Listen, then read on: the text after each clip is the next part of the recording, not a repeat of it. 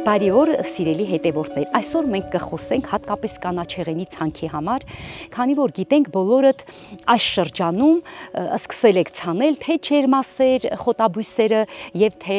ցրտադիմացկուն խոտաբույսերը, այսինքն հիմա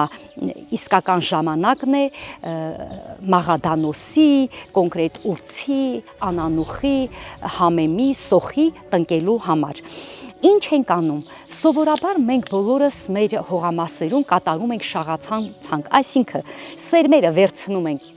պատկերացնենք սերմերն եւ ուղղակի սենց շաղացան եղանակով ցանում ենք։ Նշենք, որ այդ եղանակը շատ անարդյունավետ է ինչի համար։ Նախ դուք չեք կարողանում կանոնակարգել սերմերի խտությունը եւ երկրորդը, երբ որ ունենում ենք մենք համեմները,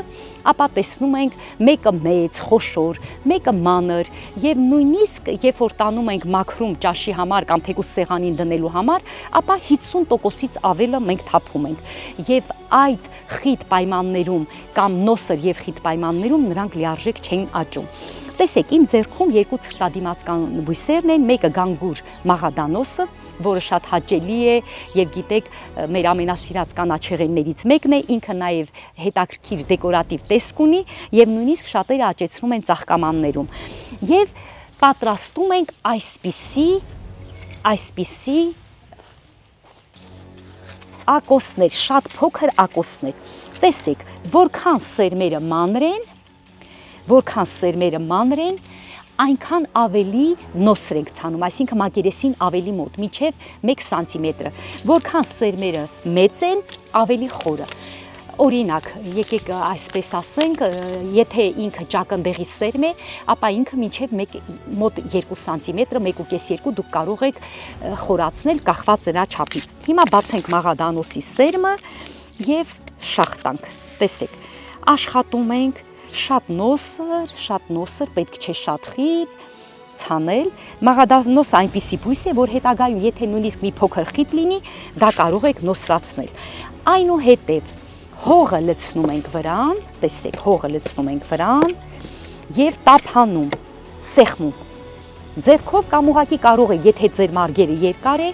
մի հատ փայտ վերցնել եւ սեղմել։ Ինչու համար ենք սեղմում։ Բոլորդ նկատում եք, որ ձեր հողամասերում երբեմն մի փոքր քամուց անմիջապես կանաչիները թեքվում են եւ նույնիսկ նրանց հիմքը, այսինքն արմատի եւ ցողունի այդ միջնահատվածը երևում է բաց, սպիտակ եւ ոչ ապրանքային տեսքով։ Երբեմն շուկայից գնում ենք շատ հարթ, ուղիղ, ցողունները հաստ, մսալի, հյութալի։ Դա կախված է նրանից, որ մենք պետք է ցանենք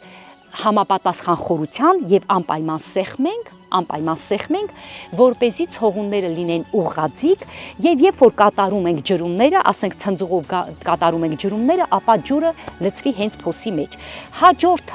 Հաջորդը նույն մաղադանոսի մոտ 10-15 սանտիմետր հեռավորությամբ ենք անում։ Տեսեք, երկրորդ մարգը։ Սա էլ նորից կին մաղադանոսի երկրորդը մենք ցանկ կատարենք։ Իհարկե սա եւս մի քիչ շատ է, սերմերի մի մասը, որը պետք չի վերջի սերմերը լցնել, եթե զգում եք, որ նա ավել է կամ շատ է,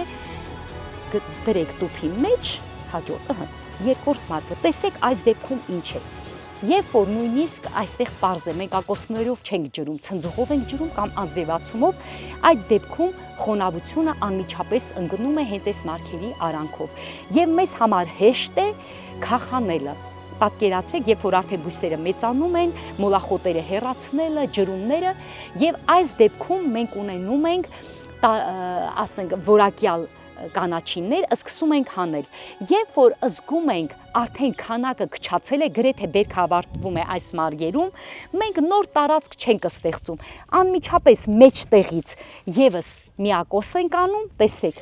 եւ շարունակում ենք նույն մաղադանոսի ցանքը։ Պատկերացրեք